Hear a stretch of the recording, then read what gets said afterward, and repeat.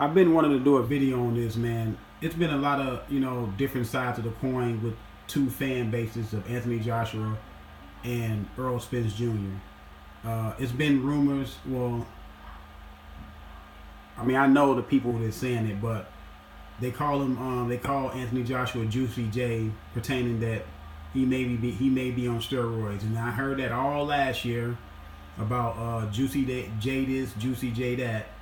And like I said, I do not like saying a fighter is on steroids because these are these guys' reputations. Unless they fail a drug test, I'm not comfortable with saying a guy is on steroids.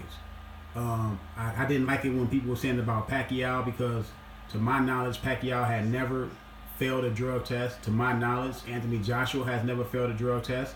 And now this year, it's Errol Spence. A lot of people saying Errol Spence could possibly be on steroids, and I'm not going to get into that camp that Errol Spence is on steroids.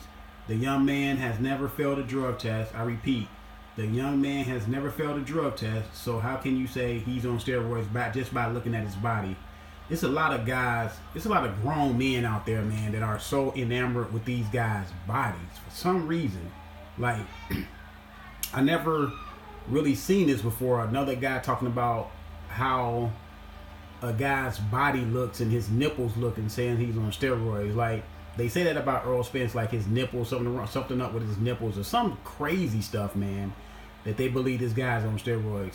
Until these fighters fail a drug test, then I can say, well, they did something that was not, they did something unbecoming of a fighter. You went in there and tried to get an advantage, and in the fight there's already a brutal sport. But to say that these two gentlemen are on steroids without any proof is just, it's not necessary. And to me, if you pushing that on your channel, man, you got to stop doing that.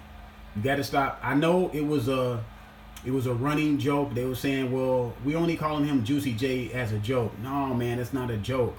That's that man's reputation. Now, whatever you think that he don't want to fight Wilder, if you think he's scared of Wilder, that's one thing. But to say he's scared of Wilder and then now you're gonna say, well, and you're on steroids. See, that's too far. That's going way too out there. I know a lot of guys support different fighters on here, and I know a lot of guys wouldn't like it if people start pushing that their fighters on steroids. You see how that works? I know last year it was Juicy J. This year they talking about Errol Spence nipples, and now people are hating on Errol Spence. But like I said, until either one of these gentlemen fail a drug test, I'm not going to say anyone is on steroids. And I think anybody out there that's pushing any of these two gentlemen being on it, you got to stop it, man. You lose credibility to your channel, man.